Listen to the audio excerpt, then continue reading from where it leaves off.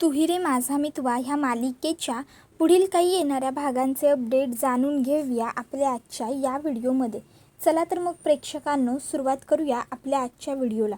तर आपण आता इथे पाहणार आहोत की कशा पद्धतीने आता इकडे ईश्वरी ही पुन्हा एकदा स्पर्धेमध्ये बाजी मारणार, तर नम्रता आणि वल्लरीचा प्लॅन फ्लॉप होणार. आता नेमकं काय घडलं, ह्या दोघींनी कुठला प्लॅन बनवला आणि तो कसा फ्लॉप झाला, ह्या सर्व गोष्टींचे अपडेट आपल्या ह्या व्हिडिओमध्ये सविस्तर पाहूया. तर आता इथे ईश्वरी आणि अर्णव ह्या दोघांना घरातल्या सगळ्यांनीच मठात पाठवलं होतं दत्तगुरूंच्या, आणि तिकडे पाठ करायला लावलं होतं. आणि ते सगळंसुद्धा ईश्वरी अर्णवने अगदी व्यवस्थित मनापासून केलेलं असतं. त्याच्यानंतर मग आता ते दोघंजणं घरी आलेले असतात. आता घरी आल्याच्या नंतर वेळ आलेली असते ती म्हणजे तिसऱ्या फेरीची. आता इकडे नम्रता आणि वल्लरी ह्या दोघींनाही ईश्वरी आणि अर्णवची जी पूजा आहे ती संपन्न झाली हे बघून खूपच जास्त राग आलेला असतो. कारण त्या दोघींचीही अशी अजिबातच इच्छा नसते की ईश्वरी आणि अर्णव ह्या दोघांनी ही स्पर्धा जिंकावी किंवा त्या दोघांना या स्पर्धेमध्ये यश मिळावं. मग आता वल्लरी म्हणत असते, एवढं सगळं प्लॅनिंग केलं पण तरीही सगळं वायाच गेलं. म्हणजे आता ह्यावेळी पुन्हा एकदा ती ईश्वरी जिंकणार आणि नम्रता तू हरणार. कारण हरण्याशिवाय तुझ्याकडे काही पर्यायच नाही आहे ना. बघितलंस ना ती ईश्वरी कशी खेळते आणि कशी जिंकते सुद्धा. ते तुला हरावंच लागणार तिच्यासमोर, तुला हार मानायला लागणार नम्रता, तू हरणार. त्यावेळी मग आता वल्लरी हे असं म्हटल्यावर नम्रता म्हणते, आई अहो काय बोलताय तुम्ही, हे हारणार असं का म्हणताय तुम्ही. आणि हे बघा असं काही होणार नाही आहे. नाही, जरी इशू हुशार असली तरी मी सुद्धा हुशार आहेच की. आणि ती जर तिच्या टॅलेंटच्या जीवावर जिंकू शकते तर तुम्हाला असं का वाटत नाही आई की मी सुद्धा माझ्या टॅलेंटच्या जीवावर जिंकू शकते म्हणून. काहीही झालं तरी कुठल्याही परिस्थितीत मला इशूला हरवायचंच आहे. ही शेवटची संधी आहे आमच्या हातात ईश्वरीला हरवण्यासाठीची. जर ह्या संधीत इशू जिंकली तर मग मात्र मी पुन्हा कधीच ह्या घरात माझा मान नाही मिळवू शकणार. पण कसं काय करू, इशूला कसं हरवू ना, मला काहीच सुचत नाही आहे आई. काहीच कळत नाही आहे. काय करावं कसं करावं काहीच नाही समजत आहे. पण इशूला हरवायचं आहे एवढं मात्र पक्कं आहे मनाशी. त्यावेळी वल्लरी म्हणते, हाच तुझा ठाम निश्चय, हा आवडतो मला नम्रता. बघ आता तू तुझ्या मनातली गोष्ट तुझ्या सासूजवळ बोलून दाखवलीस. सासू ही कायम आईसारखी असते आणि आपल्या आईला आपण जिंकावं असंच कायम वाटत असतं. आणि तुझी ही आई तुला जिंकायला नक्की पाठिंबा देणार. हे बघ ही फेरी शेवटची आहे, त्यामुळे आपल्याकडे शेवटची संधी आहे हे तर तुला कळलं. मग आता ह्या शेवटच्या संधीत जिंकण्यासाठी आपल्याला काहीही करावं लागेल ह्याचीसुद्धा तू तयारी ठेव. म्हणजे अगदी काहीही. कळतं ना तुला. त्यावेळी नम्रता म्हणते, आई नेमकं तुमच्या मनामध्ये चाललंय तरी काय. वल्लरी म्हणत असते, हे बघ नम्रता, आता सगळ्यात महत्त्वाची आणि पहिली गोष्ट, तुला जिंकायचं असेल तर ईश्वरीला हरवायला पाहिजे. मग आता त्यासाठी माझ्याकडे एक खतरनाक प्लॅन आहे, ज्याच्यानंतर ईश्वरी स्टेजवरती परफॉर्म करणं तर खूप दूर राहिलं, स्टेजवर नीट उभीही राहू शकणार नाही आहे. आता नम्रताने हे वल्लरीच्या तोंडून ऐसा ऐकल्यावर ती म्हणत असते, आई नेमकं तुमच्या डोक्यात काय सुरू आहे, मला तुम्ही जरा व्यवस्थित सांगाल का. नाही, कारण तुम्ही काय बोलताय हे मला खरोखर कळलंच नाही आहे. नेमकी अशी कोणती कल्पना आहे तुमच्या डोक्यात ज्याच्यामुळे चक्क इशूला असं म्हणजे उभंही राहता येणार नाही आहे, त्याने इशूला काही त्रास तर होणार नाही ना. त्यावर लगेचच नम्रता म्हणते, बोला नाही इशूला त्रास.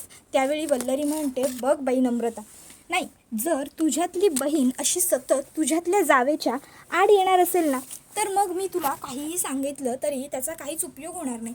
कारण तुझ्यासाठी फक्त ईश्वरी एवढीच महत्त्वाची व्यक्ती वाटते मला सुद्धा. आकाशही तसंच वागतोय, तूही तसंच वाग, मग तुम्ही जिंकणं शक्यच नाही आहे. आता तू सुद्धा ईश्वरीची तब्येत ईश्वरी असंच करतेस की. त्यावेळी मग नम्रता म्हणते, नाही आहे मी आता असं नाही करणार, मला स्वतःला जिंकायचं आहे. त्यावेळी वल्लरी म्हणते, ठीक आहे मग आता मी सांगते तसं वाग, मी सांगते ते केलंस तर जिंकशील. नम्रता म्हणते, बोला आई, मी करेन, तुम्ही जे सांगाल ते करेन. त्यावेळी वल्लरी आता तिच्याकडे एक असते पावडरची पुडी, ती देते. नम्रता विचारते, आई ह्याच्यात काय आहे. त्यावर वल्लरी सांगते, खाचखुजलीची पावडर. त्यावर नम्रता म्हणते, खाचखुजलीची पावडर, ह्याचं काय करायचं आई. त्यावर वल्लरी म्हणते, कशी गं तू भोळी नम्रता, तुला सगळं मीच सांगायला हवं का. ही खाचखुजलीची पावडर तू त्या ईश्वरीच्या कॉस्ट्यूममध्ये टाकायचीस. मग त्यानंतर तिला अशी खास सुटायला लागेल 5 मिनिटात, अशी खास सुटायला लागेल की परफॉर्म करणं तर दूरची गोष्ट, तिला स्टेजवर उभंही राहता येणार नाही. आणि मग परफॉर्म न केल्यामुळे त्यावर लगेच नम्रता म्हणते इशू स्पर्धेच्या आपोआपच बाहेर जाणार. त्यावेळी लगेचच आता त्या दोघी सासवासुना हसतात. त्याच्यानंतर मग आता स्पर्धेला सगळेजण पोहोचलेले असतात. शेवटचा राऊंड असतो, सगळेजण टेन्शनमध्ये सुद्धा असतात पण उत्साहीही असतात. इशू जेव्हा आता आवरायला तिच्या रूममध्ये जाते तेव्हा मग तिकडे नम्रता येते. नम्रता इशूला म्हणते इशू आज शेवटचा राऊंड आहे हा, आजचा राऊंड आपल्याला सगळ्यांनाच खूप जपून खेळावा लागणार आहे, सांभाळून. त्यावेळी इशू म्हणते हो ताई, तू काहीच काळजी करू नकोस, आजचा राऊंड आपण सगळे व्यवस्थित खेळू आणि मला तर खात्रीच आहे की आपण नक्की जिंकू. त्यावेळी नम्रता म्हणते हो ग जिंकूच, पण तुझे कॉस्ट्यूम वगैरे आलेत का? त्यावर इशू म्हणते हो ना, हे काय कॉस्ट्यूम सगळे आलेले आहेत, रेडी आहे, आता मला फक्त तयारी करायची आहे. अर्णव सरांनी शिर्केंना सांगून ठेवलं होतं ना, त्यामुळे शिर्केंनी आधीच सगळी तयारी इथे केली होती. त्यावर मग नमू म्हणते बरं आहे तुमचं, आपलं शिर्केंनी तयारी केली होती, बरं चल मला जायला हवं नाही, कारण आकाशकडे PA नाही आहे ना, त्यामुळे आमची तयारी आम्हालाच करावी लागते. त्यावेळी इशू म्हणते ताई अगं, त्यावर नमू म्हणते अगं गंमत केली गं, जा जा तू आवरून घे, मी येते. आणि मग इशूच्या समोर नम्रता तिच्या रूममधून बाहेर पडते. आणि त्याच्यानंतर मग आता तिकडनं जेव्हा इशू फ्रेश व्हायला जाते तेव्हा इशू काय करते, चुकून खोलीचा दरवाजा उघडाच ठेवून जाते. आणि मग आता ती बाथरूममध्ये जाऊन दरवाजा लॉक करून घेते आतमधून. त्यावेळी ताबडतोब आता नम्रता ही तिच्या रूममध्ये येते. आता नम्रता रूममध्ये येते आणि लगेचच इशूचे जे कपडे असतात त्यांच्यावरती ती खास खुजलीची पावडर टाकते. आणि मग ती म्हणत असते इशू मला माफ कर, काहीही झालं तरी मला ही स्पर्धा जिंकायचीच आहे आणि ही स्पर्धा जिंकण्यासाठी मी कितीही खालच्या थराला जाऊ शकते, कारण जर मी खालच्या थराला गेले नाही तर मी या स्पर्धेतून बाद होईन आणि काहीही झालं तरी मला ह्या स्पर्धेतून बाद व्हायचं नाही आहे इशू, मला ही स्पर्धा जिंकायचीच आहे. कारण जर मी ही स्पर्धा जिंकले तर आणि तरच ह्या घरामध्ये मला सून म्हणून माझे हक्क, माझा मान, सन्मान सगळं काही मिळेल. पण जर ह्यावेळी मी नाही जिंकले तर मात्र मग मला ह्या घरात फक्त मोलकरणीसारखं राहावं लागणार आहे आणि मला मोलकरीण बनायचं नाही आहे. मला तुझ्या हाताखाली नाही राहायचं इशू, मलासुद्धा ह्या घरात माझं असं अस्तित्व हवं आहे आणि त्यासाठी ही लढाई आहे. इशू माझं वैर तुझ्याबरोबर नाही, माझं वैर तुझ्या असलेल्या वर्चस्वाबरोबर आहे. त्यानंतर मग नमू तिकडनं स्वतःच्या रूमकडे जायला निघते. इतक्यात आकाशची नजर नम्रतावर पडते. आकाश नम्रताला म्हणतो नम्रता काय गं, हे काय तू अजून तयार झाली नाही आहेस? अगं आवर, फेरीला सुरुवात होईल, जा पटकन तयार हो. त्यावेळी नम्रता ही आकाशला म्हणते कशाला उगाच आकाश घाई करताय आणि कशाला उगाच मला दाखवायला खोटी एक्साइटमेंट करताय. मला माहिती आहे तुम्हाला तसंही असंही आपल्या जिंकण्याबद्दल काही वाटतच नाही, आपण जिंकावं अशी तुमची इच्छा नाहीच आहे. उगाचच्या उगाच माझ्यासमोर कशाला खोटं आपण जिंकावं अशी इच्छा आहे तुमची असं दाखवत आहे. त्याबरोबर आकाश म्हणतो हे बघ नम्रता, मला आत्ता तुझ्याबरोबर. नम्रता म्हणते तुम्हाला वाद घालायची इच्छा नाही आहे, मग मला काय वाद घालायला आवडतो? आकाश मलासुद्धा तुमच्याबरोबर भांडत बसण्याची ना अजिबातच इच्छा नाही आहे, मलासुद्धा आवरायचं आहे, मी येते आवरून. आणि मग नम्रता आवरायला तिकडनं जाते. आता मात्र इकडे आकाशला काही करायचं नम्रताचं काही कळतच नसतं, पण तरीही तो गप्प बसणं प्रेफर करतो. त्याच्यानंतर मग आता नम्रता ही स्वतः रूममध्ये येते. नम्रता आता आरामात सोफ्यावर बसत म्हणते आता मला रियाज वगैरे फार काही करण्याची गरज नाही आहे, कारण आता मी इशूची हरण्याची सोय केलेली आहे, म्हणजे माझं जिंकणं कन्फर्म झालेलंच आहे. इतर लोकांना माझ्यासमोर टिकायला फार काही जमणारच नाही. फक्त इशूच अशी व्यक्ती होती जी मला हरवू शकली असती, पण आता इशूच स्पर्धेतून बाद होणार म्हटल्यावर मला कोण हरवणार? चला आता कसं माझं टेन्शन गेलं. त्यावेळी इकडे इशू ही तयार वगैरे झालेली असते. आता ती आवरून बाहेर येते. साडी इशू तीच नेसलेली असते ज्याच्यावर खास खुजलीची पावडर असते. आता त्या साडीमुळे, त्या पावडरमुळे इशूला अंगाला खाज यायला सुरुवात होते. आता अंगाला इतकी खाज यायला लागते इशूच्या की बापरे, तिला खूप जास्त त्रास होऊ लागतो. आता इतका त्रास होत असतो इशूला की म्हणजे तिला सतत खांजवायला लागत असतं अंग, पण तरीही ती हार मानायचं ठरवत नाही. ती ठरवते की कितीही काहीही झालं, कितीही त्रास झाला तरी मी ह्या स्पर्धेत खेळणार. इशूच्या अंगावरती रॅशेस आलेले असतात लाल रंगाच्या, खाजून खाजून. त्यावेळी अर्णव हे सगळं बघतो आणि ईश्वरीला म्हणतो, मिस इंदौर, बाप रे, अगं किती त्रास होतोय तुला. इट्स ओके मिस इंदौर, जर तुला जास्त त्रास होत असेल ना तर तुला हे खेळायची वगैरे काहीही गरज नाही आहे. हे बघ, तुझ्यापेक्षा महत्त्वाचं मला काहीच नाही आहे. राहू दे, असू दे, ह्या स्पर्धेचं एवढं काही नाही आहे. इशू म्हणते, सर असं कसं म्हणता, स्पर्धेचं एवढं काही नाही म्हणून. ह्या स्पर्धेवरती आपलं जिंकणं, आपलं अस्तित्व अवलंबून आहे. जर आपण ही स्पर्धा जिंकलो तर आणि तरच आपण सात्विक फॅशन्स परत मिळवू शकणार आहोत. आणि कुठल्याही परिस्थितीत काहीही झालं तरी सात्विक फॅशन मिळवण्यासाठी जे काही करावं लागेल ना ते सगळं करण्याची माझी तयारी आहे.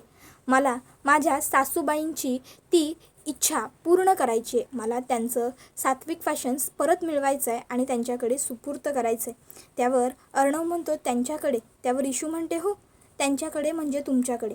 तुमच्या आईचा तुमच्यावर खूप जीव होता, त्यामुळे मी तुम्हाला सात्विक फॅशन परत केलं की मला तुमच्या आईलाच परत केल्याचा आनंद होईल.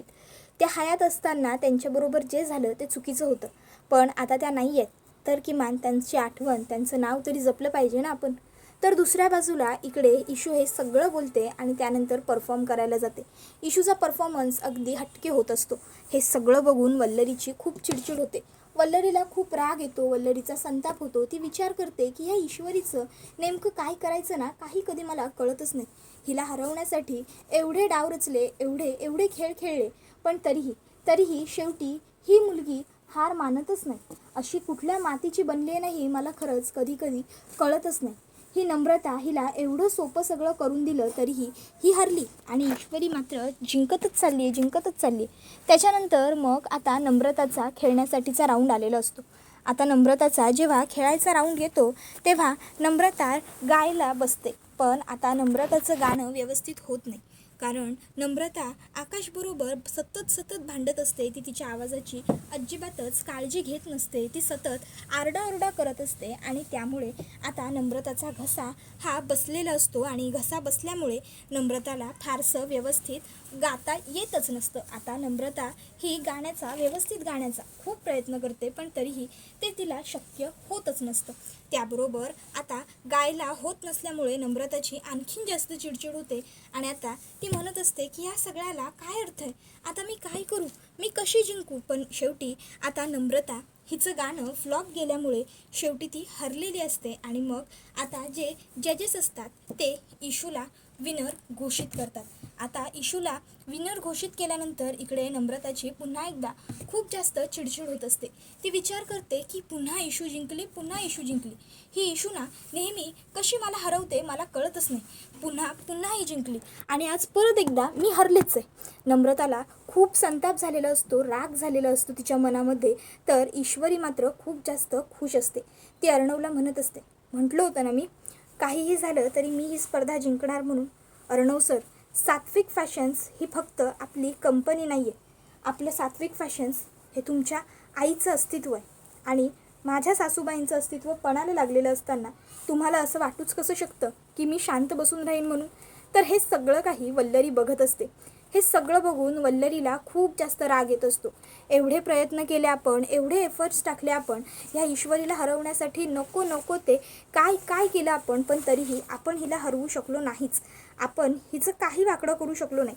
शेवटी ही जिंकलीच आणि आपणच उलट हरलो, आपण तोंडघशी पडलो. ह्या गोष्टीमुळे वल्लरीला राग आलेला असतो, वल्लरीचा संताप होत असतो. नम्रताची अवस्था फार काही वेगळी नसते. नम्रताची सुद्धा चिडचिड होतच असते, नम्रताला सुद्धा राग येत असतो. नम्रता सुद्धा वल्लरी इतकीच संतापलेली असते. त्याबरोबर हा व्हिडिओ इथेच संपतो. व्हिडिओ आवडला असेल तर व्हिडिओला लाईक करा. चॅनलवर नवीन असाल तर चॅनलला सबस्क्राईब करा आणि बेल आयकॉन आठवणीने प्रेस करा, जेणेकरून तुम्हाला पुढच्या प्रत्येक व्हिडिओचं नोटिफिकेशन मिळत जाईल आणि सर्व व्हिडिओंचा आनंद हा अगदी उत्तम पद्धतीने घेता येईल. चला तर मग प्रेक्षकांनो, आजच्या पुरतं इथेच थांबूया. पुढचा व्हिडिओ येईपर्यंत ह्या व्हिडिओचा छान पद्धतीने आनंद घेत राहा. कमेंटमध्ये सांगायला विसरू नका तुम्हाला ईश्वरी आणि अर्णव जिंकल्याचा किती आनंद झाला. चला तर मग आजच्या पुरतं इथेच थांबू. टाटा, बाय बाय, धन्यवाद. Take care all of you.